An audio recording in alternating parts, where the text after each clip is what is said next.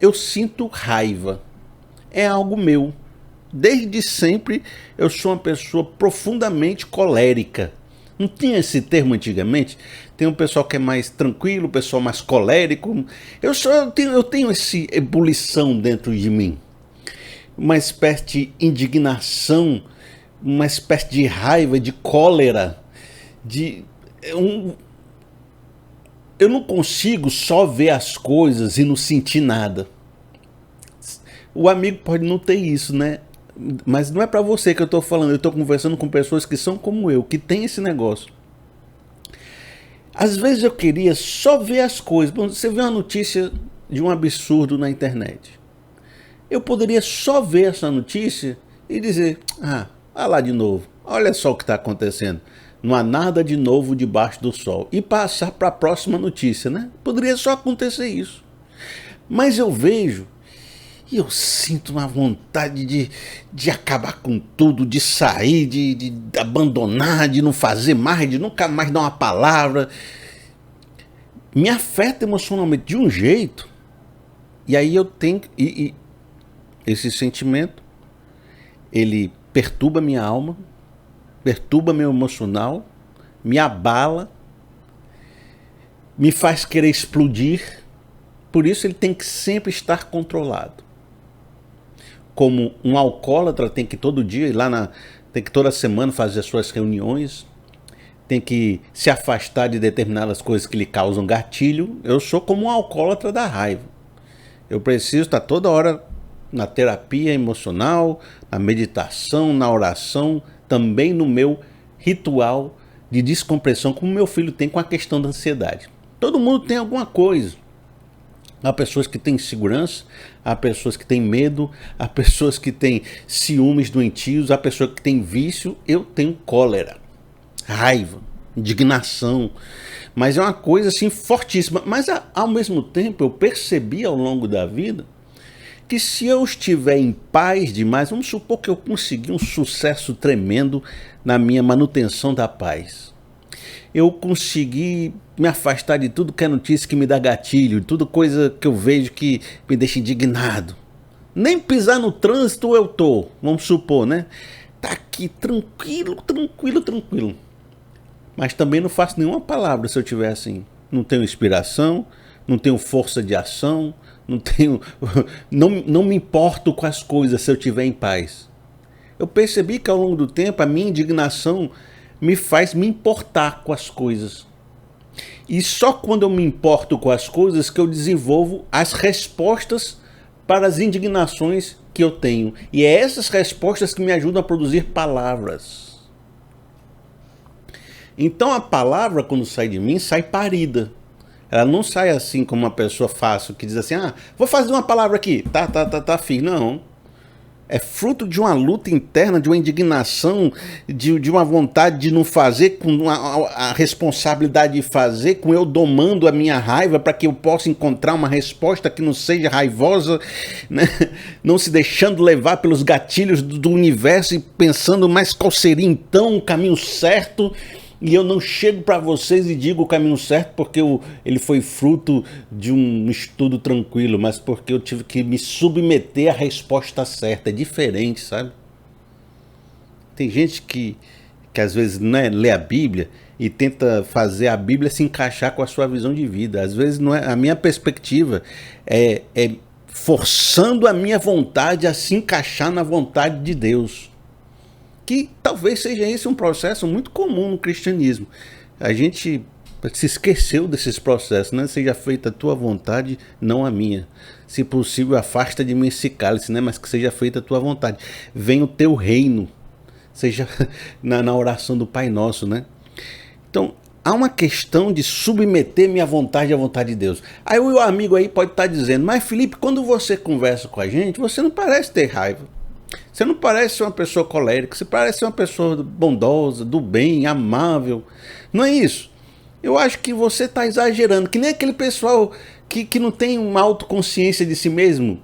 Aí a pessoa é super enturmada com todo mundo, aí você pergunta: fulano, por que você é tão carismático? Aí o fulano diz: eu não sou carismático não, eu sou tímido.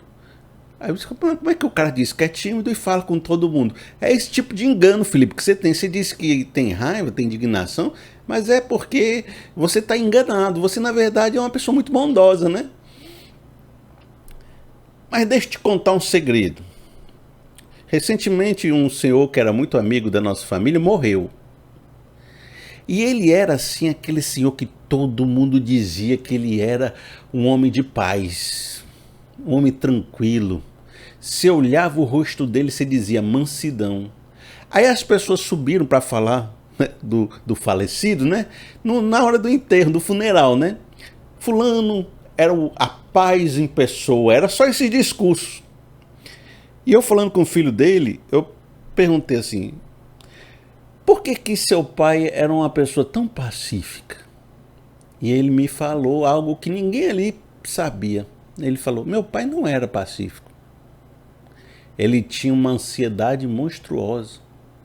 Aquilo acabava com ele. E ele descobriu que se ele não controlasse aquilo, aquilo ia destruir sua vida. Então ele fazia exercícios físicos regularmente. Todo dia de manhã, 5 horas da manhã, saía para a academia. 5 horas, é o primeiro que estava na academia. E ele tinha uma alimentação ultra regulada, com todo tipo de vitamina ou escolha de alimentos que pudesse lhe ajudar a controlar, e ele transformava toda a sua vida num ritual de descompressão. O resultado disso era um indivíduo manso, mas as pessoas não sabem a luta que ele tinha para chegar nessa tranquilidade, quase um indivíduo estoico, né? A virtude, muitas vezes, é fruto da disciplina espiritual, da disciplina emocional de uma pessoa. A virtude que você observa, você imagina que veio do nascimento. A pessoa nasceu mansa, mas aquilo é uma conquista.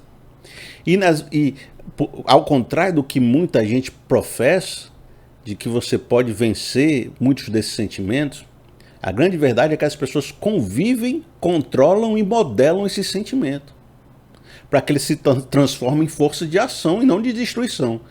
Mas dizer que você não sente mais raiva, não sente mais insegurança, não sente mais ansiedade, a gente tem um processo de controlar isso na nossa vida.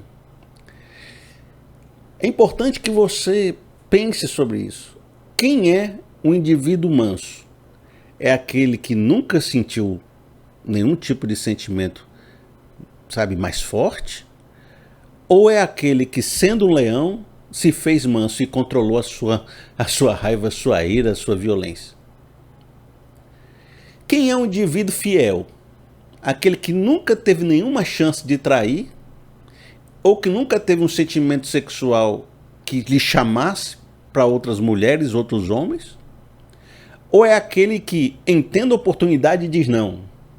Entende um sentimento por outras pessoas, submete esse sentimento à sua responsabilidade, ao seu casamento? Se a sua fé nunca foi provada, como saber se a sua fé é real? E é nesse processo que a fé de fato acontece, quando nós podemos exercê-la diante de um mundo aflito e de um indivíduo complicado e dificultoso. Uma das coisas que eu estou falando com vocês, que eu tenho repetido, é a questão desse ritual de descompressão. Nós hoje vamos ter um vídeo mais longo. Eu fui escrevendo, eu fui fazendo, ele ficou longo e eu tentei reduzir, e às vezes eu fico pensando, é o que Deus mandou. Eu vou entregar o que Deus mandou do tamanho que Deus mandou para mim. É isso que eu quero falar, então vai ser mais longo hoje.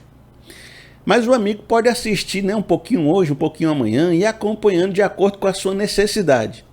Mas eu vou preservar o tamanho, tá certo? Combinado? Por uma coisa minha com Deus, né? Nem na questão da dinâmica da internet, eu estou totalmente fora. Era para fazer vídeo mais curto, para lançar mais vídeo, mas a questão é que é assim. Foi o que foi, é o que Deus mandou para mim. Eu tenho repetido esse assunto, ritual de descompressão. É um modo que eu chamo. Cada um tem um seu tipo de ritual de descompressão. É aquele momento onde você submete os seus problemas emocionais, onde você encontra força para viver, controle sobre a ansiedade, apazigua a sua cólera, a sua indignação, encontra um caminho de paz, restaura a sua mente, Todos nós temos, porque a luta é muito forte. Não é uma luta fácil. Se deixar, a gente desce para a vala. É tomado por assalto por essa raiva, por essa ansiedade. E quando ela sobe para cima e sequestra nossa mente, é capaz da gente destruir nossa própria vida. Por isso, tem um verso bíblico que serve de introdução para a gente, que vai trazer aquilo que é o principal da nossa palavra hoje. Diz assim, Marcos capítulo 14, no verso 37. Então voltou aos seus discípulos e o encontrou dormindo. Simão, disse ele a Pedro, você está dormindo? Não pôde vigiar nem por 1 hora? Vigiem e orem para que não caiam em tentação. O espírito está pronto, mas a carne é fraca. A carne é traiçoeira. Ela tem força de ação. Embora Jesus diz que ela seja fraca, é fraca no sentido de que a gente pode ceder a ela. Ela não tem muita resistência. Nós não temos muita resistência contra nossas vontades e desejos, e medos e angústias. Por isso, se formos pressionados ao limite, como será na época da crucificação, eles estão na antessala da crucificação, no dia anterior de Jesus ser preso, no mesmo dia, na mesma madrugada, Jesus vai ser preso. E ali naquele momento, a maior tensão, na hora mais escura da vida, onde seria todas as armas do inimigo estão voltadas para eles. E às vezes o Pedro, que é o cara mais colérico, mais emocional, mais assim petulante, ele não está vigilante. Ele está dormindo, ele está se deixando levar, achando que tem força, achando que pode lidar com tudo. E Jesus está dizendo, você não pode lidar com tudo porque a sua carne é fraca. E você, se não tomar cuidado, você vai cair e você vai ceder a esses seus medos, essas suas angústias. Você vai perder sua fé se você não vigiar. Por isso, o verdadeiro cristão, ele entende que os dias são maus, que os dias são complicados, e nesses dias de maiores angústias, aí sim, você tem que se agarrar mais profundamente na oração, o ritual de descompressão, e tem que estar toda hora percebendo que a situação é ruim, sua carne é fraca, se segura em Deus, aguenta porque está vindo uma tempestade pela frente. Tem que vigiar o seu coração e a sua alma. Então esse é um processo muito forte, porque há de ser que nos dias mais difíceis a gente acha que está forte e acaba levando uma rasteira muito grande. Os dias mais difíceis têm a capacidade de destruir as nossas resistências. Os dias mais difíceis são como aquele momento onde estamos com a imunidade baixa e uma doença oportunista toma nossa carne, toma nossa vida. É aquela época onde de repente nossa crença, nossos valores, nossa fé está mais assim vulnerável. E aquele vulcão dentro de nós sequestra nossa mente e começa a dar as ordens. A carne é fraca. Eu estava assistindo um stand-up do Whindersson Nunes na Netflix. Ele chama assim, Whindersson Nunes em Isto Não É um Culto. Entre o minuto 18 e o minuto 22, ele conta uma história da sua vida que me chamou muito a atenção e que tem a ver com a questão de um dia onde somos pressionados e nosso emocional, nossa carne pode ceder. Ele começa dizendo assim, eu vivia em uma família caótica. É tanta briga dentro de casa que a pessoa não quer voltar para casa. Qual era o problema da minha casa? Dinheiro. Meu pai não conseguia comprar nada. Minha mãe, nada. Meu irmão era um revoltado com a sociedade. O Whindersson está contando uma história da sua vida em que ele relata um lar disfuncional. E era um lar tão difícil para ele que ele dizia que não queria levar ninguém na casa dele. Nenhum amigo do colégio que tinha um trabalho para fazer podia fazer trabalho na casa dele porque ele não tinha orgulho da sua casa, sofria dentro da sua casa e era oprimido pelos seus próprios familiares. Se pudéssemos colocar dessa forma. Mas ele diz que uma época a situação começou a melhorar. O pai arrumou um emprego, a mãe arrumou um emprego, o irmão deixou de ser um revoltado. Parecia que a vida dele estava entrando nos eixos. Uma menina se interessou por ele, ele estava fazendo um namorinho, e aí eles combinaram de fazer o trabalho na casa dele. Quando ele chegou, né? Estava ali brincando, fazendo... Ele é um comediante também, então ele estava ali contando a coisa de forma engraçada. Eles estavam juntos, fazendo a tarefa, dando risadinhas, paquerando, quando a mãe dele chegou e começou a humilhá-lo na frente da garota, dizendo que ele tinha as cuecas imundas, que o quarto dele era mal cheiroso, que nem as baratas entravam naquele... Começou a descarregar um monte de coisa que humilhou ele na frente da menina que ele gostava. Ele disse que a menina saiu fugida de casa, né?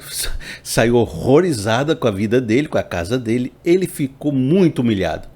Ele entrou dentro do quarto com uma angústia, uma raiva, um ressentimento e um rancor profundo. E ele disse o seguinte, eu transcrevi para vocês. Quando entrei no quarto, eu desabafei. Nunca mais eu trago ninguém nessa merda. Casa de merda.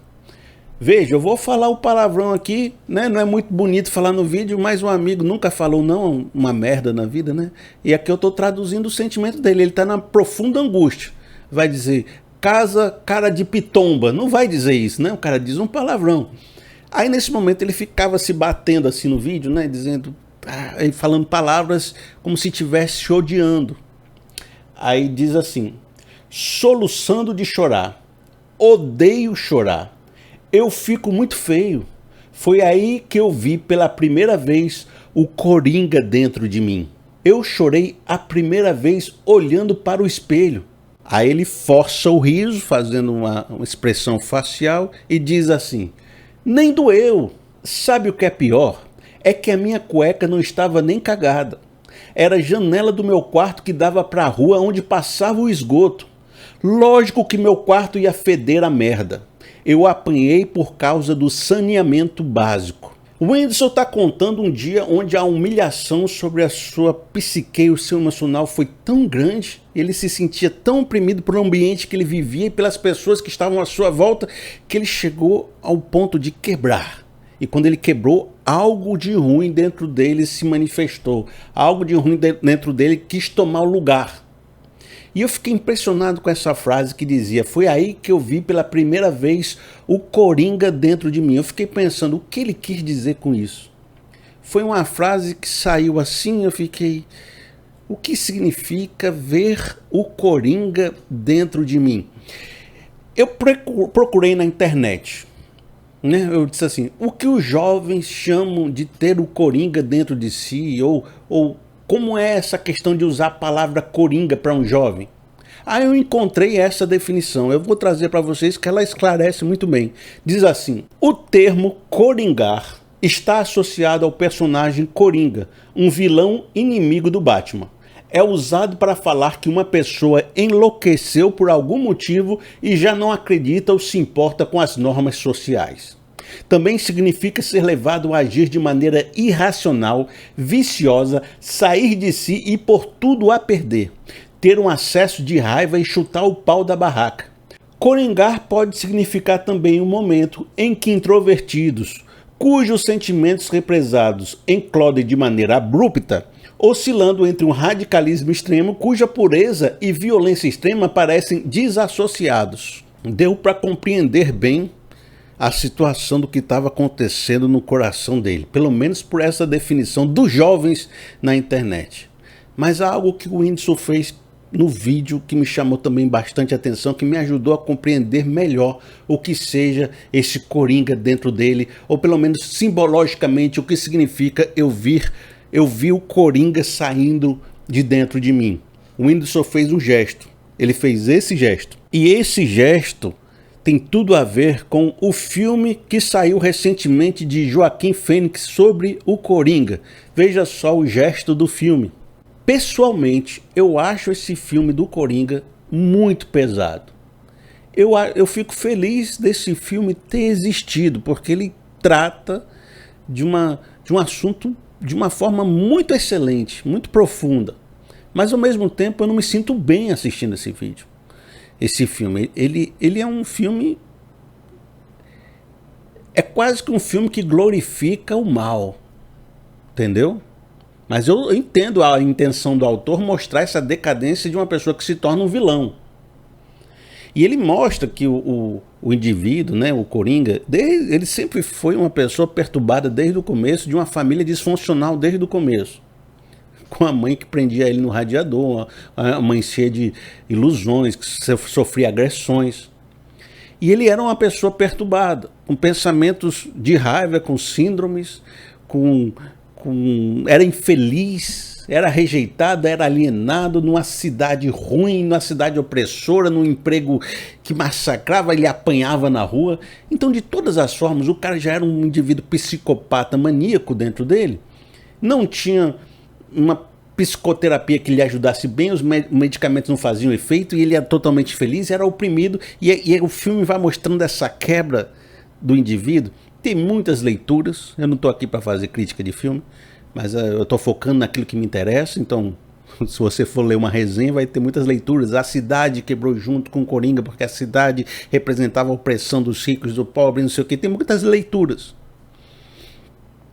Mas a questão é que esse indivíduo foi quebrando ao longo do filme, com a pressão que ele sofria, até o ponto onde ele vai abandonando todo o resto da humanidade, vai deixando os remédios, vai se permitindo sentir ou não sentir culpa para fazer as coisas erradas que ele queria fazer, querendo revidar, ter uma vingança social contra tudo aquilo que ele fez. E aí ele se torna um psicopata que não tem mais culpa em matar, onde abraça a loucura e o caos. É como se durante o filme fosse mostrando essa queda do vilão até ele se tornar o caos puro e a raiva da vingança pura, né? Como se ele fosse o agente que vai mostrar a hipocrisia social através da violência. O Coringa, você está cheio de coisa represada e paranoia e problemas no coração, mas a opressão desse dia mais difícil, de um Getsemane, de vai testar sua carne fraca ao limite. Se você não vigiar e orar, esse Coringa sai para fora. E eu fiquei pensando sobre isso, agora saindo da questão do Whindersson aqui, porque você vai ter que perguntar para ele o que significou isso. A gente sabe que muitas vezes ele passa por depressões, ele fala sobre isso muitas vezes, e aí ele tem que explicar melhor, né, o que é o Coringa na vida dele. Mas eu fiquei pensando, se eu chegasse num momento de rompimento, chorando no espelho, algo ruim dentro de mim poderia sair. Algo que, se não tivesse uma humanidade em mim firme o suficiente para aprender, poderia tomar conta de mim, me tornar um indivíduo cínico, que não vê mais ética nenhuma, e a partir dali ser movido por uma raiva, um ressentimento e um rancor, e começar a observar a vida através desse sentimento ruim. Eu tenho umas perguntas que eu estava fazendo quando eu estava percebendo essa reflexão. Para mim, eu vou trazer para você. Diz assim: o que aconteceria com a sua alma se você não vigiasse, se não cuidasse dela? Se enfrentasse um dia de dor e raiva tão profundo que, chorando e olhando para o espelho, algo de ruim saísse de dentro de você, algo ruim tomasse o controle? Quanto mal você causaria para você mesmo, para a sociedade e para as pessoas à sua volta? Ao mesmo tempo que tentar entender o que o Coringa significava no nosso contexto, saiu de mim naquele dia de uma opressão mais forte, algo ruim. Estava tentando entender isso, tentando aplicar na minha vida. Eu percebi que na internet existiam pessoas glorificando o Coringa. Porque também no filme aparece, né, a multidão raivosa, elevando o Coringa a um símbolo, né?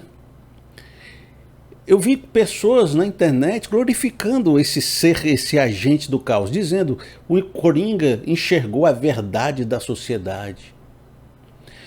Quando você se torna um Coringa, você deixa de ser enganado, você vê a realidade como ela é e deixa de ser usurpado, deixa de ser oprimido, devolve a violência que sofreu, né? Se torna uma pessoa que aponta a hipocrisia e começam a glorificar e arranjar palavras bonitas para tornar algo ruim algo bom. Como se fosse um agente necessário do caos. Pessoas que se apegam ao vilão e não ao herói, né? Pessoa que Não percebe o psicopata, assassino, maníaco que ele é e começa a glorificar esse sentimento de revolta, até porque as pessoas estão machucadas na vida e sentem algum tipo de vontade de promover uma vingança. No primeiro momento, as pessoas que cedem esse coringa não acham que estão fazendo algo errado. É isso que eu estou querendo dizer. Porque senão não cederiam. Elas acham que é válido a angústia e a revolta delas estarem tão elevadas, é válido elas romperem com aquilo que estão machucando ela, que é a vida delas, e causarem sofrimento dos outros para poder se estabelecer como alguém na existência. Então é algo libertador você. Agora também não me importo mais com porcaria nenhuma. Deixar essa raiva sair tem algo de se libertar, só que você não percebe que essa é uma impressão que você tem. Mas as causas e consequências de tomar essa decisão sempre vão te levar a uma destruição, tanto na vida dos outros, quanto numa vida em si mesmo, o que vai lhe levar a se tornar um vilão. Isso me impressionou muito em outro filme. O filme chama Um Dia de Fúria. Esse filme é de 1900 e bolinha, então um amigo já sabe, já conheceu, principalmente ser mais velho da nossa idade. Também há teses e reflexões sobre esse filme, não é o nosso propósito hoje, mas você sabe que a semelhança do que a gente está construindo o indivíduo num dia de fúria, num dia especial da vida dele, de maior pressão, ele quebra e começa a deixar esse coringa sair dentro dele e começa a não aceitar mais nada das microagressões sociais. Um indivíduo que já era perturbado, já estava com uma série de problemas, de preconceitos, de tudo que existe de ruim nessa vida. Mas naquele dia onde ele vai perdendo a sua humanidade e vai descendo o vale, você vai percebendo esse psicopata, esse ser ruim saindo dentro dele. Mas o filme de vez em quando dá algumas pistas de que ele de alguma forma achava que estava fazendo bem. Toda vez que ele fazia uma agressão, por exemplo, na lanchonete, ainda assim ele tentava pagar o que ele comprou. Quando ele lutava contra um imigrante dentro de uma loja, ele parecia que estava lutando contra o aumento dos preços e contra a inflação. Quando ele tentou explodir uma obra no meio da rua, que parecia ser uma obra feita só para manter o orçamento da prefeitura e não porque precisava de alguma obra, então aquilo estava importunando a vida das pessoas por uma burocracia. Quem nunca quis explodir uma obra para poder passar essa obra que está atrasando a vida de todo mundo para nada? Parece que ele está lutando a favor da cidade, não destruindo a vida de pessoas, a obra, a comunidade, né? Parece que ele está vingando de alguma forma quando ele atira na perna de um membro de uma gangue que tentou matar ele, tentou extorquir ele. Você diz, ah lá, é assim mesmo que a gente tem que matar os bandidos, né? Então, junto com a loucura dele, parece haver um sentimento de justiça torpe acontecendo. Ao ponto que ele vai caindo, vai descendo o vale e no final do filme você sabe que ele está indo ali para matar a esposa dele, matar a filha dele e se matar no final do filme, no filme. E esse anti-herói vai se transformando no demônio, né? No coringa, psicopata. Depois assista um filme, né? E como muitas vezes acontece nos Estados Unidos, né? Você sabe que a pessoa entra no trabalho e mata todo mundo, entra no colégio, mata todo mundo. Enfim, tem esse pessoal lá que faz muito isso e está se contaminando para outros lugares como o Brasil também. Então, há algo de torpe na cabeça dessas pessoas que acham que estão cedendo a um anti-herói dentro delas e que ao fazer isso estão trazendo a justiça para a sociedade e que não são um psicopata vilão.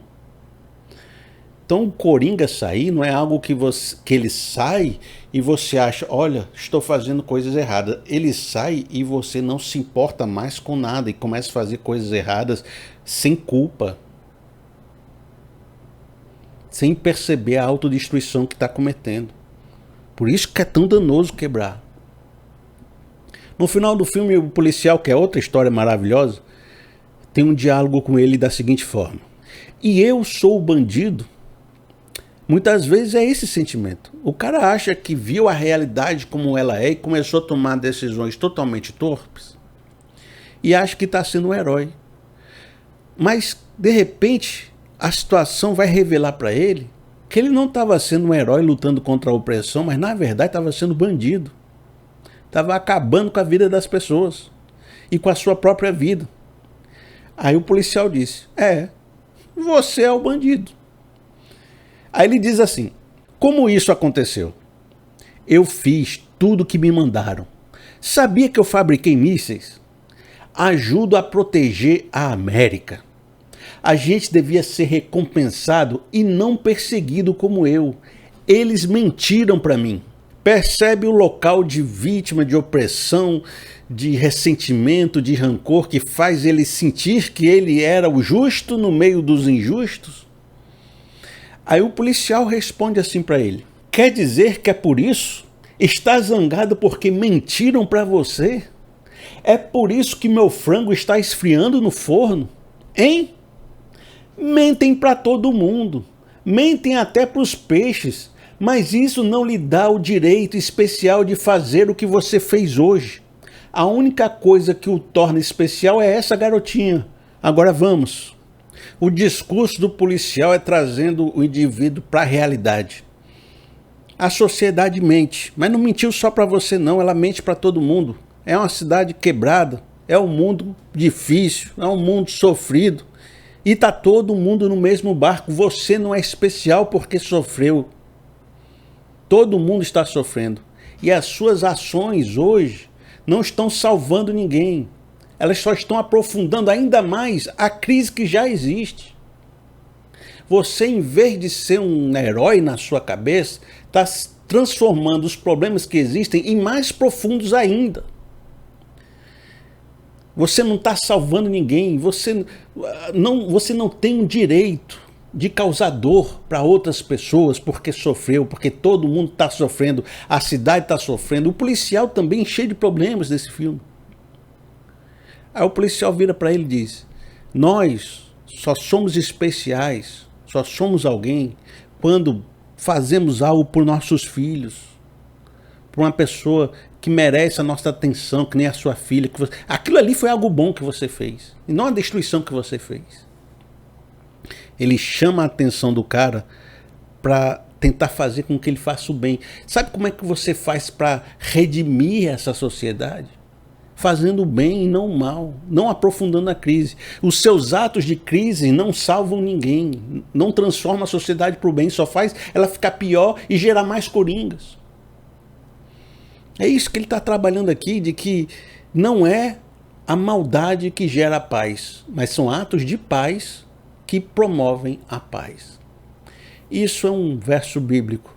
Eu queria trazer para vocês como uma grande inspiração nesse momento. Está em Romanos capítulo 12, do verso de 19 a 21. Amados, nunca procurem vingar-se, mas deixem com Deus a ira, pois está escrito: minha é a vingança, eu retribuirei, diz o Senhor. Pelo contrário, se seu inimigo tiver fome, dê-lhe de comer. Se tiver sede, dê-lhe de beber. Fazendo isso, você amontoará brasas vivas sobre a cabeça dele. Não se deixe vencer pelo mal, mas vençam o mal com o bem. Os sentimentos que eu estou trazendo aqui através de filmes e personagens e histórias, eles estão vivos na humanidade desde sempre. E Paulo, há 2000 anos atrás, já falava: a raiva, a ira e a vingança podem estar no coração dos crentes. Ele está falando para gente crente. Gente amada, gente da igreja, que está sentindo o quê? Profunda indignação, cólera. É um sentimento humano, é a nossa carne que está com a gente. O sentimento existe. E o crente vai sentir esse sentimento. Por quê? Porque o mundo vai dar gatilho na gente e a gente vai sentir essa raiva. Mas, amigos, o que a gente deve fazer com essa raiva? A gente não pode ceder à vingança. A gente tem que entregar isso para Deus e dizer: não, isso não é o meu papel nessa vida. Meu papel não é aprofundar o mal, a crise e fazer com que outras pessoas sofram violência. Antes, eu tenho que ser um agente do bem, o agente que nada contra essa maré de uma sociedade mentirosa. Fazendo o quê? Mais violência? Não. Amando, cuidando, agindo com graça, com misericórdia. E é essa ação de bem que vai promover o bem social e não a ação de vingança. Isso vai amontoar brasas vivas, um peso de arrependimento no coração das pessoas. Essas pessoas vão se arrepender porque foram tocadas pela bondade.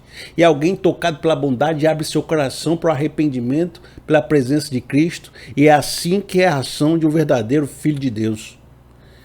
Dominando a sua ira e transformando ela em ações de graça. É muito fácil falar, né? É isso que é a questão da nossa reflexão hoje.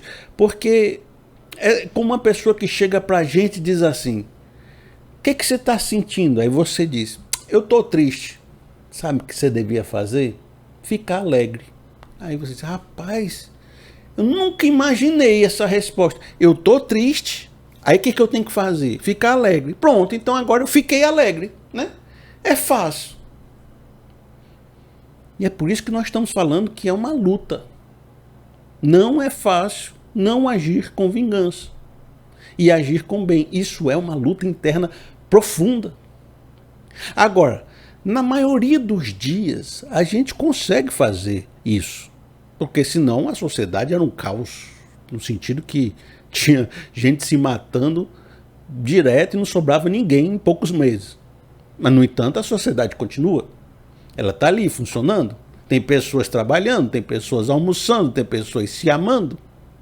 Porque a maior parte do dia, nos maiores partes dos dias da nossa existência, a gente sofre o baque, a gente tem a ira, mas a gente controla, a gente segura. A nossa humanidade, a nossa moral, a nossa espiritualidade, as nossas regras funcionam. E de uma certa forma eu estou aqui voltando para a nossa questão principal. A questão que, às vezes, e não é questão de quando, não é questão de se vai acontecer, é questão de quando vai acontecer, acontece um dia de Getsêmani, um dia mau, um dia de pressão, um dia mais profundo de angústia da alma.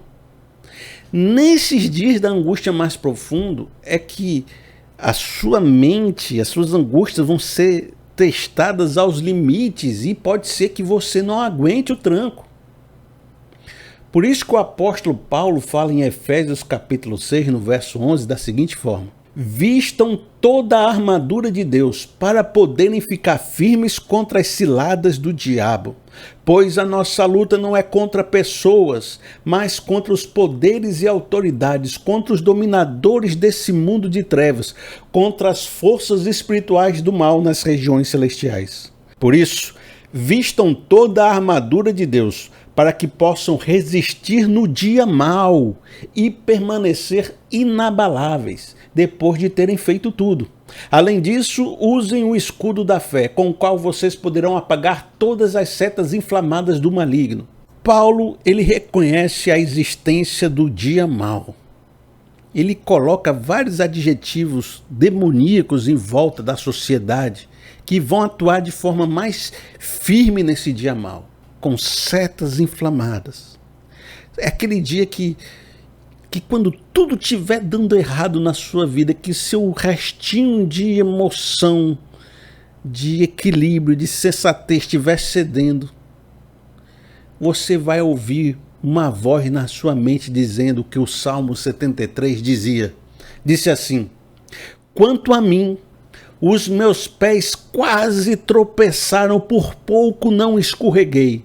No verso 13 diz assim: certamente foi inútil manter puro o coração e lavar as mãos na inocência, pois o dia inteiro sou afligido e todas as manhãs sou castigado. O salmista está relatando seus pensamentos e sentimentos nesse dia mais profundo da angústia. Há um dia que você se cansa de ver a injustiça, a opressão, o sofrimento, a raiva das agressões que fazem contra você, todo mundo lá fazendo tudo que é de errado e se dando de bem, e você fazendo as coisas certas e se dando de mal. Há uma hora que isso afeta tanto o emocional da gente que você diz, é inútil. É inútil tentar fazer as coisas certas num mundo bagunçado desse. É o Coringa saindo. Com aquele sentimento de que agora está vindo a vida de verdade. É inútil. Para que eu fui ser inocente? Para que eu fui fazer as coisas certas? Olha só esse pessoal. Vai tomando a nossa mente. O Efésios 6 fala, se nesse dia você não tiver vestido com a armadura da espiritualidade, com a fé, com a salvação, com a palavra de Deus, com a paz, com o evangelho, se a sua espiritualidade não estiver forte o suficiente, você vai ceder, você não vai ficar inabalável. Por isso, amigo, o dia mal vem.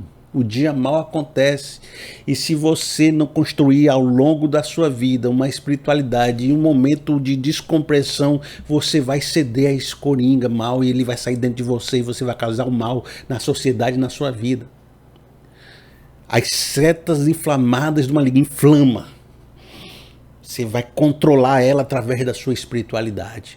Entenda isso. Você não compra o seguro do carro depois que o carro bateu. Depois que o carro bateu, o prejuízo é grande. Você compra o seguro do carro antes do carro chegar para o acidente, considerando que o acidente pode vir a acontecer. Quando você faz o seguro, você não está pensando que vai bater o carro. Não é isso? Você não está pensando que vem um dia mal, você não está pensando que algo ruim vai acontecer e você espera que nunca aconteça. Ainda assim, pela possibilidade, porque vê a vida como ela é, você faz o seguro. Quando o carro bater, você não sai no prejuízo tão forte. Agora, a pessoa que acha que nunca vai ter problema nenhum, ela não faz o seguro. Quando vem um prejuízo, aí ela vai querer se ajeitar, mas aí já está com a vida toda destruída. De maneira que eu estou falando, é nos dias de paz que a gente se prepara para os dias maus. Tem 2 dias aqui. Tem um dia mau, que é o dia da angústia, que não é ali que você compra o seguro. Mas tem um dia de paz, que é ali que você constrói a sua casa sobre a rocha. Você constrói a casa num dia só não, você constrói a casa durante uma vida. E o que Jesus fala? Se você construir a casa sobre a rocha, que é sobre os mandamentos de Cristo, quando vierem os ventos e as tempestades, ela não vai cair. Mas se você construir uma casa sobre a areia, ela não vai aguentar os dias difíceis. Eu estou chamando a atenção para isso porque há uma tendência natural de que nos dias de paz o nosso emocional acha que a gente aguente. E por isso a gente não estabelece uma força espiritual, uma construção espiritual, um ritual de descompressão para que a gente possa lidar com dias maus. A gente acha que a gente aguenta. Eu vou trazer um exemplo bíblico. Mateus capítulo 26, no verso de 31 a 35. Então Jesus lhe disse, ainda esta noite todos vocês me abandonarão, pois está escrito, ferirei o pastor e as ovelhas do rebanho serão dispersas. Mas, depois de ressuscitar, irei adiante de vocês para a Galileia. Pedro respondeu, ainda que todos te abandonem, eu nunca te abandonarei. Respondeu Jesus, asseguro-lhe que ainda esta noite, antes que o galo cante, 3 vezes você me negará. Mas Pedro declarou, mesmo que seja preciso que eu morra contigo, nunca te negarei. E todos os outros discípulos disseram o mesmo. Pedro acreditava profundamente que ele estava pronto para passar por um dia difícil, por um dia mau na sua existência, pela quebra de todas as suas esperanças, por um momento de revolução grande na sua história. Não, rapaz, eu aguento. Eu tenho não, pode mandar, eu sou bom. Há uma ignorância no indivíduo nos dias de paz. Porque ele acha que no dia da dificuldade, ele vai ter a mesma segurança emocional que ele tem nos dias bons. Ele acha que vai estar com a mesma cabeça, com as mesmas certezas, as mesmas vontades de agir. Ele não percebe que no dia mau, tudo isso vai ser testado ao limite, vai ser quebrado. E o indivíduo que está no dia mau não é o indivíduo que está ali, no dia de paz, proclamando que vai ser seguro, vai resolver tudo, que é forte, pode vir, que aqui eu aguento. E Jesus sabia, naquele dia, no dia da crucificação, amigo, você vai ter uns sentimentos que você nunca teve. Você vai sentir um medo que você nunca sentiu. Você está achando que você aguenta, eu vou revelar para você, você não aguenta. E aí vem a época do Getsemane, onde Jesus falou para Pedro, você não consegue orar nem uma hora. Você não consegue vigiar a sua carne fraca. Como que Jesus dizendo para Pedro que se ele não tivesse uma espiritualidade desenvolvida, uma força espiritual, não tivesse vigilante, não tivesse oração, ele não ia aguentar, como de fato traiu Jesus 3 vezes, negando 3 vezes. O que Jesus está dizendo, se você não desenvolver uma espiritualidade antes da bagunça acontecer e não estiver vigilante, na hora que vem a pressão e o dia mal, você quebra. E diz assim, Lucas capítulo 22, no verso de 54 a 62. Cerca de 1 hora mais tarde, outro afirmou, certamente este homem estava com ele, pois é galileu. Pedro respondeu, homem, não sei do que você está falando. Falava ele ainda quando o galo cantou. O Senhor voltou-se e olhou diretamente para Pedro. Então Pedro se lembrou da palavra do Senhor que tinha dito, antes que o galo cante hoje, você me negará 3 vezes. Saindo dali, chorou amargamente. Você não sabe quem você será nos dias maus. Uma vez conheci uma pessoa que ela estava muito orgulhosa de ter armas de fogo em casa. Ô Felipe, eu tenho aqui uma arma aqui para proteção. Eu já vi a situação lá, que alguém sofreu porque não tinha uma arma, agora eu fui, olha, aqui eu estou protegido, aqui eu estou bem, aqui eu estou firme. Dias de paz. Nos dias de paz você é seguro para ter uma arma, você é uma pessoa totalmente consciente da responsabilidade que está carregando, você é uma pessoa inexorável, totalmente seguro de ter uma arma de fogo em casa. Acontece que esse indivíduo passou por um problema no casamento forte. E naquele dia mal, sabe o que aquela arma se transformou? Ele não se transformou no assassinato da mulher, porque muitas vezes é isso que acontece. Ele colocou a arma na sua boca e estava tentando se matar, ameaçando a família. Dizendo assim, eu vou me matar. A família, desesperada. E o cara fraco, a carne fraca. Nos dias de paz, é Pedro. Pode vir, eu sei lidar, aqui a consciência, eu sou blindado contra qualquer coisa errada. A arma é só para proteção. Nos dias maus você não se reconhece quem você será, é a arma na boca. É a fuga, a desistência, o não ter aguentado, os pés escorregando.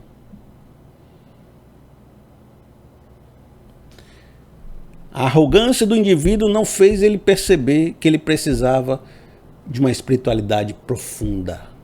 Parece que eu estou me repetindo, e de fato eu estou, porque eu estou dando voltas, porque às vezes a gente precisa falar a mesma coisa de outras formas para que você possa cair em si. E às vezes eu estou dando voltas, às vezes eu estou fazendo uma espiral. Nesse momento, eu quero que você entenda isso. Uma vez que você não pode confiar em você mesmo, naquele dia fatídico, você precisa ter todas as armas à sua disposição e armas de proteção, todas as armaduras de proteção naquele dia. Porque uma vai falhar, a outra vai falhar, mas uma te segura na mão. Você precisa ter pessoas e companheiros que lhe ajudem, que você possa ter uma reunião regular com eles. Você precisa de medicações, precisa de terapias, precisa estar tratando seu emocional sempre, para que naquele dia aquele trauma não surja, aquela coisa não apareça de uma forma mais violenta. Você tem que ir tratando isso durante a vida. Você tem que ter as suas orações, a sua vigilância, as suas transformações. Você tem que ter o seu momento de descompressão afiado. Você não faz o seguro no carro no dia da desgraça, você faz antes. Você quer ter uma arma em casa? Eu sou contra ter armas. Porque eu acho que nos dias bons não acontece nada. Mas é nos dias ruins que a gente vê as notícias. Mas você quer ter? Então você, mais do que ninguém, tem que ser a pessoa que está se tratando todos os dias, fazendo terapias regulares. Você tem que assumir a responsabilidade e o ônus de ter isso na sua mão. Isso serve para qualquer coisa. Você quer ter uma família? Então você tem que assumir o ônus de aprender a lidar com a sua esposa. Você quer ter um filho? Você tem que ter o ônus de saber como ser um bom pai e controlar seu emocional para se transformar num pai excelente. Isso serve para tudo. Tudo que lhe faz ter responsabilidade, inclusive a responsabilidade com o seu próprio eu, exige de você uma responsabilidade de domar a sua psique e a sua vontade para transformar isso em algo edificante. Agora eu quero, nessa parte final do vídeo, trazer para vocês o Salmo 94 como um retrato. Um retrato de um momento de descompressão. Eu não sei, amigo, qual é o seu momento de descompressão. Para o meu companheiro lá que faleceu, era fazer exercícios físicos regularmente e controlar a alimentação como um ato ritual. Que ele tinha que fazer, senão a ansiedade destruía a vida dele. Há algo na sua vida que você tem que construir, que é o seu momento de descompressão. E na nossa experiência cristã, tem que estar recheado de orações, de meditações. E muitas vezes é isso que acontece comigo, quando eu estou aflito com algo, a cólera me toma de forma tal, eu saio do ambiente, desligo as coisas e vou conversar com Deus. E nesse meu processo de oração, de conversa com Deus, Ele organiza meus pensamentos, organiza meu coração e retransforma e modela o sentimento para que ele possa se transformar em algo bom. Como eu já disse, se eu estiver em paz demais, eu não me importo com as coisas. Mas eu preciso modelar o sentimento da minha angústia. É nesses momentos com Deus que eu faço isso.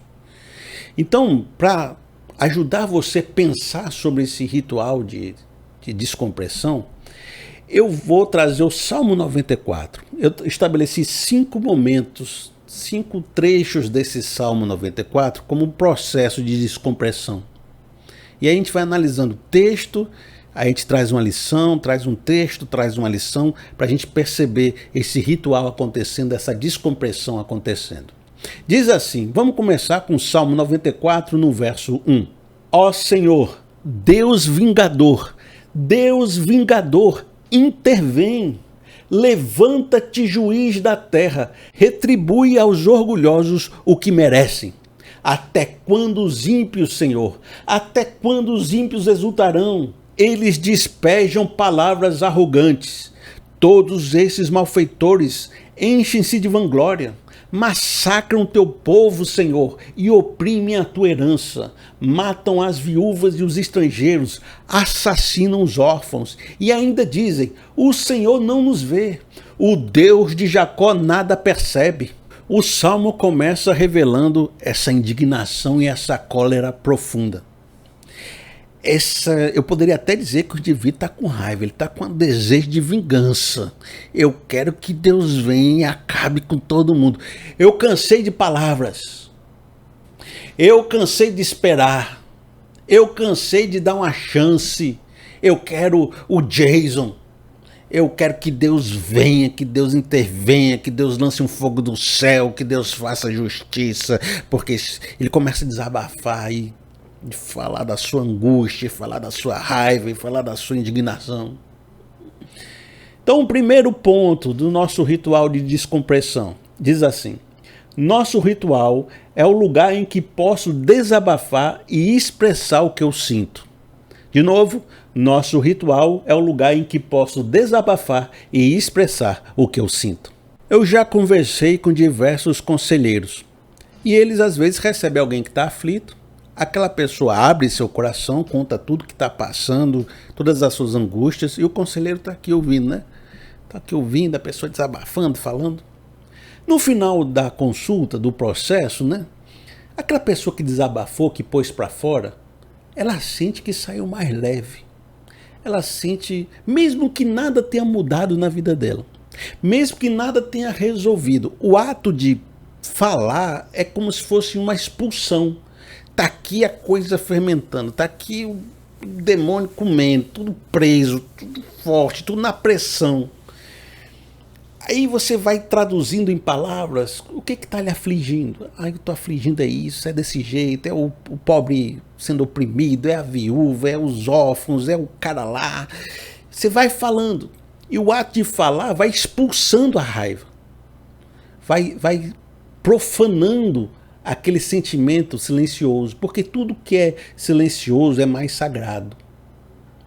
Uma dor não falada dentro de uma família é uma dor santa, sagrada, separada, santificada, que fica fermentando ali dentro, porque nunca é dita, nunca é como se fosse uma palavra proibida de ser, é um tabu. Aquele tabu se transforma numa doença na família. Mas se aquilo é dito, se aquela coisa é profanada através das palavras, aquilo que era grande vai se tornando menor, vai sendo dissecado. Então aqui, ó, tá grande, tá fervilhante. Aí o expulso por meio das palavras, aquilo vai perdendo a força. Aí você sai leve. Os conselheiros dizem que saem pesados muitas vezes, né? Receber aquela carga emocional, fica comigo e o indivíduo vai sem nada, né? Você chega lá, você deposita e vai embora. No caso de Deus, Deus pode receber nossa indignação, nossa angústia, porque Deus não vai ficar pesado, não vai achar ruim. Deus conhece seu coração antes mesmo de você abrir a boca, Ele sabe o que você vai dizer. Ali é um lugar seguro. Muitas vezes aqui fora a gente não tem esse lugar seguro para falar. A gente vai ser julgado, a gente vai ser, sabe, não vão aceitar, não vão acolher a nossa fala. Mas Deus acolhe, Deus recebe, Deus escuta.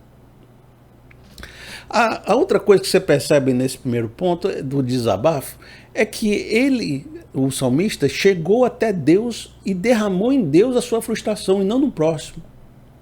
Porque aqui também tem esse problema. Eu começo a ficar frustrado, e isso sai para o próximo como violência, como ressentimento, como raiva, como resposta raivosa. Você se transforma em uma pessoa ruim nessa vida. Então o indivíduo, em vez dele descarregar no próximo a sua frustração, ele jogou para Deus, ele entendeu que é no momento com Deus que eu vou despejar isso, que eu vou botar para fora. Então é um momento de descompressão aqui. A segunda coisa que você percebe nesses primeiros versos é esse aqui, olha. Segundo, nosso ritual é o lugar de relembrar o meu lugar e o lugar de Deus. Nosso ritual é o lugar de relembrar o meu lugar e o lugar de Deus. No filme Um Dia de Fúria, que a gente estava conversando sobre ele, o indivíduo se achava especial por ter sofrido e achava que tinha que ser o julgador do mundo. Mas aqui no Salmo a gente está percebendo que a gente tem que considerar que Deus é o responsável por trazer o juízo e a justiça para esse mundo e a vingança. Nunca a Bíblia tirou o fato de que Deus é o responsável pelo juízo. Então, de uma certa forma, também eu estou colocando aqui eu abdico de qualquer ideia que eu tenha de que sou eu que vou lá fazer essa vingança acontecer. Estou colocando que Deus seja o vingador, que Deus haja, que Deus intervenha, porque eu reconheço que esta função é de Deus e não minha, porque eu entendo que é dele o julgamento e não meu. E quando eu entrego para Deus aquilo que é dele, não que eu tenha autoridade de entregar ou deixar de entregar, mas eu tenho a percepção de entender esse processo e aceitar esse processo.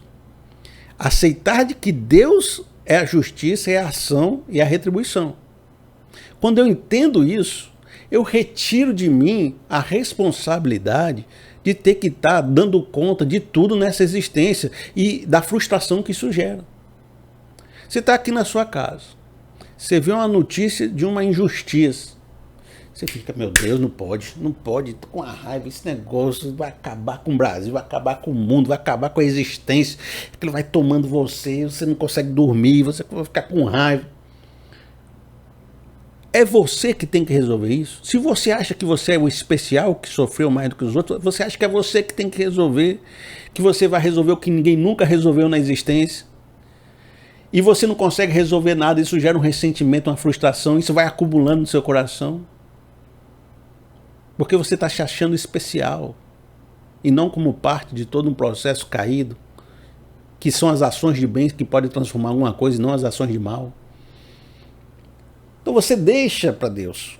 Não, Deus, não sou eu que vou resolver isso, é você. Eu entrego nas suas mãos. E quando você entrega para Deus, você também está dizendo que vai aceitar a decisão de Deus. Já entendeu isso? Vamos supor que você diz, Deus, eu entrego para você o juízo. E Deus diga, olha, eu decidi agir com misericórdia. Você, não, Deus, você tem que dar o fogo do céu. Não, se você entregou para Deus, Deus não é misericordioso, pode ser que Deus perdoe. E aí? Tem que entregar para Deus e aceitar o julgamento de Deus. E quando você faz isso, você abre uma avenida na sua mente de não ter que mais ser a pessoa que resolve as coisas e para de ficar gastando a sua energia com uma virtualização de sofrimentos e começa a poder focar naquilo que é a sua parte, que é fazer o bem, tanto para você, quanto para as pessoas que estão próximas de você, como para a sociedade. Para cuidar de você, cuidar do seu emocional e da sua mente. Vamos ler mais um pouquinho do Salmo 94? Insensatos procurem entender, e vocês, tolos, quando se tornarão sábios? Será que quem fez o ouvido não ouve? Será que quem formou o olho não vê? Aquele que disciplina as nações os deixará sem castigo? Não tem sabedoria aquele que dá ao homem o conhecimento? O Senhor conhece o pensamento do homem e sabe como são fúteis. Nossa terceira lição, nossa terceira fotografia desse momento ritual diz assim: durante o ritual, os sentimentos são transformados e reorientados. Durante o ritual de descompressão, os sentimentos são transformados e reorientados. Você pode não ter percebido, mas nesse momento do salmo, o salmista parou de falar com Deus. Ele parou de falar da sua própria indignação, do que ele enxergava na sociedade, que ele causava esse sentimento de vingança, e começou a tentar chamar a atenção das pessoas para esse problema. Ele está chamando aqui, insensatos, procurem entender, e vocês tolos, quando se tornarão sábios. Ele está começando a pregar para os outros. Então ele estava aqui com um sentimento de raiva, de angústia, e começou a desabafar, começou a entregar para Deus, começou a acalmar, e começou a retornar para a sociedade dizendo, insensatos, tolos, vamos se converter, vamos arrepender o coração. Está começando a pregar, a cuidar das pessoas, a exortar para que possa acontecer uma transformação, deixando de pensar no seu ego ferido, no ser especial que ele possa ser, e do desejo de vingança para ser um agente de salvação. É isso que às vezes eu falo, a minha perspectiva muitas vezes, essa raiva, ela pode me levar para um local de destruição, mas também ela me faz me importar com as pessoas, e se eu modelá-la na presença de Deus, se eu conseguir, santificá-la, purificá-la, ela vai se transformando em algo que eu me importo com os outros, dizendo, eu me importo com vocês, insensatos, eu me importo com vocês, tolos. E o sofrimento da vida é um local de profundas teologias. É como se muitas vezes diante do sofrimento, diante da angústia que a gente está percebendo, está se importando com ela, seja Deus nos mostrando algo, seja Deus nos fazendo nos indignar com algo, porque Ele quer que a gente preste atenção naquela coisa e traga dali uma palavra dele para a terra. Como se o profeta sentisse o coração de Deus ao perceber a violência no mundo. Mas eu preciso ter o olhar de Deus e não o olhar da violência. Diz assim Abacuque capítulo 1, no verso 3. Por que me fazes ver a injustiça e contemplar a maldade? A destruição e a violência estão diante de mim. Há luta e conflito por todo lado. Por que me fazes contemplar essas coisas e sentir esses sentimentos? Mas entenda, no sofrimento também se faz teologia, se faz espiritualidade, se entende os significados da existência, e Deus está te mandando perceber, porque você precisa aprender o que acontece de verdade, precisa ressignificar isso, precisa fazer palavras sobre isso, precisa escrever uma Bíblia sobre isso. A vida não pode ser um mundo de ilusões, os seus filhos precisam viver, experimentar e entender para que possam fazer a obra, porque há muita injustiça nesse mundo, e quem vai ser a voz contra essa injustiça? Há muitas pessoas que precisam ter uma voz indignada para que possam exigir seus direitos, para que possam se fazer perceber. A sociedade, da maneira como a gente entende, ela precisa reclamar e clamar para que as autoridades, as pessoas percebam o seu lugar de injustiça. Pessoas caladas, pessoas que não sabem expressar o sentimento, não viveram aquela dor, não conseguem expressar a magnitude do que é a dor daquele local. E o profeta ele vê, o profeta ele sente, porque ele precisa sentir para que ele possa ser voz. Um profeta sem sentimento não tem voz. Um menino que nunca experimentou a vida, você coloca para pregar, não toca o coração de ninguém. Agora você pega um rapaz, um homem, que já viveu muita história, e ele, quando abre a boca, ele tem autoridade, ele tem unção, ele tem verdade, porque ele viu, ele viveu, ele sentiu, ele passou pelas mesmas coisas que as pessoas passaram. Porque somos parte, não somos especiais, nós somos parte do sofrimento. É no sofrimento que a gente gera nossos significados espirituais, que a gente aprende a lidar com eles. Muitas espiritualidades procuram capar o ser humano do emocional. É a castração espiritual. Você vai para a espiritualidade para não sentir mais nada, nem desejo, nem angústia, nem nada. Mas a espiritualidade cristã, ela pega a emoção, modela a emoção, devolve você purificado para que você possa ser sal e luz nessa terra. O cristianismo, ele envia, ele não retira. É na falsa premissa de que nós vamos sair para não sentir, que a gente deixa de ser sal e luz. Não se pode esconder uma candeia debaixo da cama. Se o sal se tornar insípido, se uma cidade estiver no meio do vale, ninguém vai poder ver essa cidade, tem que estar em cima da montanha. Nós somos enviados, mas temos que ser enviados por termos compreendido a vida, temos modelado o sentimento e encontrado uma resposta em Cristo Jesus. Vamos ler mais um pouco do Salmo, diz assim, Salmo 94, no verso 12. Como é feliz o homem a quem disciplinas, Senhor, aquele a quem ensinas a tua lei. Tranquilo enfrentará os dias maus, enquanto que para os ímpios uma cova se abrirá. Nosso quarto passo do ritual de descompressão é o seguinte. Durante o ritual surgem os sentimentos de consolação, esperança e proteção. Durante o ritual surgem os sentimentos de consolação, esperança e proteção. Mas eu quero começar com essa afirmação, olha, aquele a quem ensinas a tua lei. A gente viu em Efésios 6 o apóstolo Paulo falando que para enfrentar o dia mau a gente precisa da armadura de Deus. Uma delas é a palavra. Da mesma forma, o Salmo 94 está dizendo, se você for ensinado na lei, se Deus te disciplinar para gerar as virtudes corretas, no dia da angústia, no dia que você está vendo a violência, que você está assim dizendo, Deus, eu quero vingança. Nesse dia você vai encontrar tranquilidade, você vai encontrar felicidade. Você vai conseguir manter o seu emocional e a sua mente enquanto Deus faz o seu processo de juízo. E de uma certa forma, o que ele está construindo é, eu vou encontrar consolação no meio do sofrimento. E o evangelho e o cristianismo é muito isso na nossa vida. Não é a fuga do sofrimento. Nenhum discípulo é maior do que o seu Senhor. Se o nosso mestre sofreu, a gente vai sofrer. A questão é, como eu vou viver esse sofrimento? E se eu estiver sendo disciplinado na palavra, no Espírito Santo, na armadura de Deus, naquele dia, no dia da angústia, eu vou encontrar consolação. Também diz assim o Salmo 94, no verso 14. O Senhor não desamparará o seu povo, jamais abandonará a sua herança. Voltará a haver justiça nos julgamentos e todos os retos de coração a seguirão.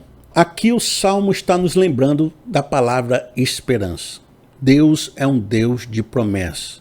Deus é um Deus fiel. A sua fidelidade dura para sempre.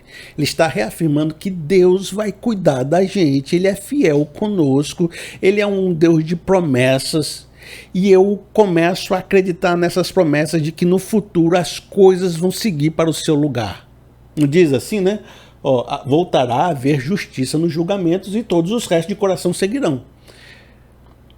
Ele está dizendo que confia que, pelo poder de Deus, e porque Deus é justo, porque Deus é um Deus de promessa, mesmo que a vida hoje esteja bagunçada, a tendência será que Deus agindo, as coisas voltem para o seu nível de justiça e a vida continue acontecendo. De maneira que também isso é uma proclamação de que amanhã o sol vai nascer. E amanhã eu vou estar aqui acordando para lutar mais um dia. E de que eu vou vencer toda essa angústia no meu coração, que eu não vou ceder ao coringa e ao caos. Porque Deus vai organizar as coisas e amanhã o sol nasce e amanhã as misericórdias se renovam e eu vou confiar nessa promessa e nessa esperança de Deus para que eu possa continuar mais um dia. Diz assim Salmo 94 no verso 16: Quem se levantará a meu favor contra os ímpios? Quem ficará ao meu lado contra os malfeitores? Não fosse a ajuda do Senhor, eu já estaria habitando no silêncio. Muitas vezes a gente sente uma raiva profunda, uma insegurança profunda, uma angústia profunda, porque diante da injustiça do mundo, a gente se vê como incapaz de fazer qualquer coisa. E essa pressão sobe, a gente fica com raiva, a gente acha que todos os ímpios ganharam e que o mundo está na mão do mal. Mas quando a gente entra na presença de Deus, nesse ritual de descompressão, e a gente começa a entender que Ele é o juiz, Ele é o soberano, Ele coordena a história do mundo, que Ele detém todo o poder, a gente vai reduzindo o tamanho do poder do mal e vai amplificando o tamanho do poder de Deus na nossa mente. E isso vai gerando proteção, segurança, dizendo: o mal existe, mas meu Deus é maior.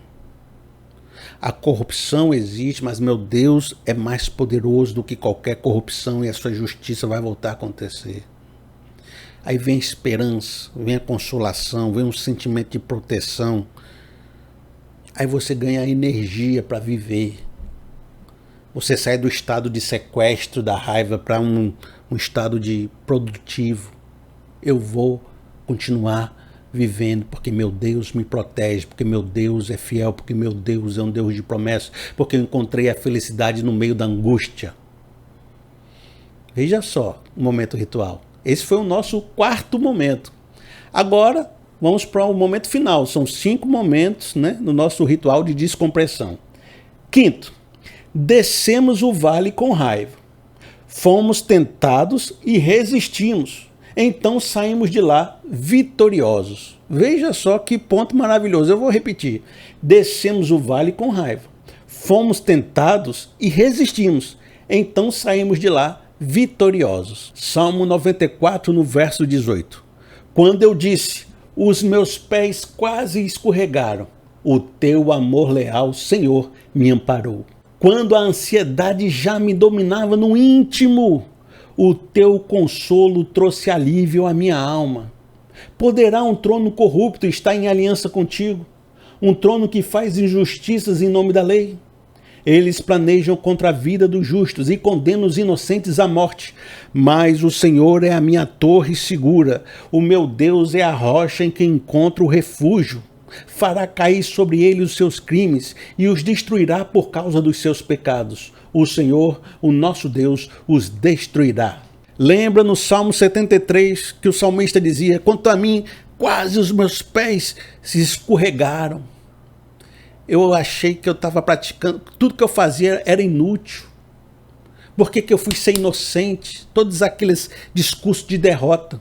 Aqui o salmista no Salmo 94 está mudando o discurso. Ele está dizendo, ele está numa proclamação que venceu essa tentação da desistência, essa tentação de deixar o coringa sair. Ele está dizendo: quando eu disse os meus pés escorregaram, o teu amor leal, Senhor, me amparou. Quando a ansiedade já me dominava, o teu consolo me trouxe alívio. Está dizendo que ele passou por esse vale.